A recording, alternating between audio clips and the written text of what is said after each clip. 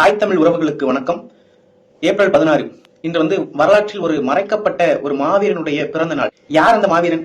வாங்க பார்ப்போம். 1770ஆம் ஆண்டு தூத்துக்குடி மாவட்டம் கவர்நகர் என்னும் ஊரில கட்டகரப்பன் முத்துரலி அம்மாள் அவர்களின் மகனாக பிறந்தவர் சுந்தரலிங்க குடும்பனார். பாஞ்சாலங்குறிச்சியை ஆண்ட வீரபாண்டிய கட்டபொம்மன் போர்ப்படை தளபதிகளில் ஒருவராக அறியப்பட்டவர் வீரன் சுந்தரலிங்கனார் அவர்கள். ஆங்கிலேயர்கள் பாஞ்சாலங்குறிச்சி கோட்டையை கைப்பற்ற அதை சுற்றி வளைச்சாங்க.